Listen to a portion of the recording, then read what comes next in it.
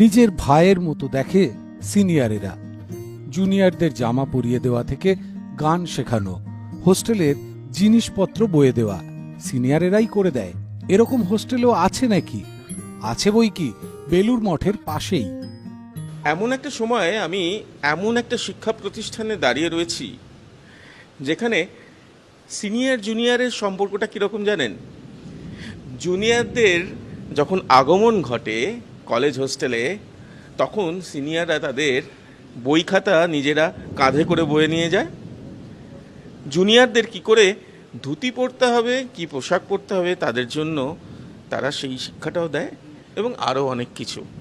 হ্যাঁ, বেলুর মঠের ঠিক পাশেই রামকৃষ্ণ মিশনের বেলুর বিদ্যা মন্দির, স্বামীজির স্বপ্নের এই মহাবিদ্যালয়ে দাঁড়িয়ে রয়েছে। এখানকার হোস্টেল ঠিক কী বার্তা দিচ্ছে সেটা একবার জেনে নেব।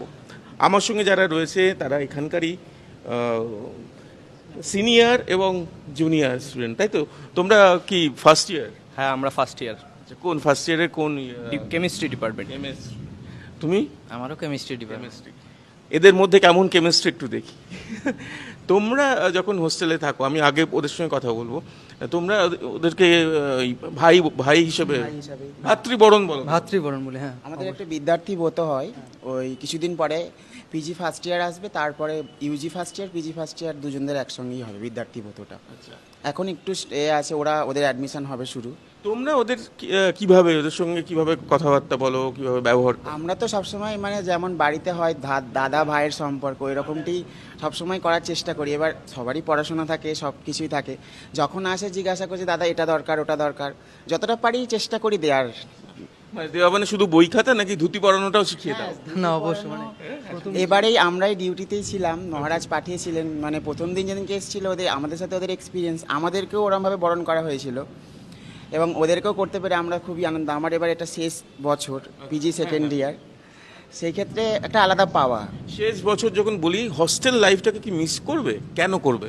ভীষণ মিস করব। মানে এখানে বাবা মাকে ছেড়ে আসা মানে এরাই আমাদের বাবা মা ভাই বোন এক অর্থে সবই, এবং মানে দুঃখ হলেও এদের নিয়ে হয়, সুখ হলেও এদের নিয়েই হয়।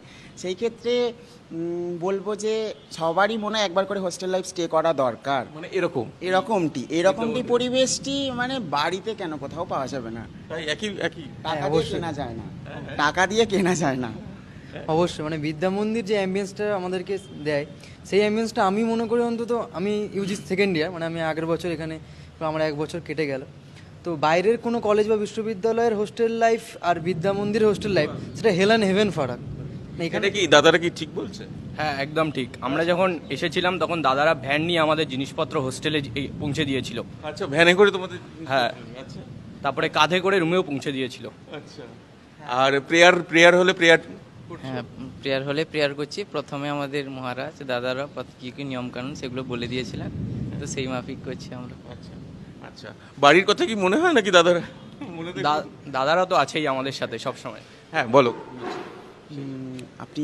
আমি কি বলবো, মানে এতই ভালো লাগছে। এরা যখন ফার্স্ট ইয়ার এসছে, আবার এখন পিজি ফার্স্ট ইয়ারে আসা বাকি আছে, এবার ওদেরকে পেয়েও আরও, এবার আমাদের যাওয়ার পালা। দুঃখর সাথে সাথে একটা সুখও আছে যে আমরা না গেলে ওরা আসবে কি করে। নতুন পাতা যখন গজাবে তখন তো পুরনো তো শেষ হয়ে যাবেই।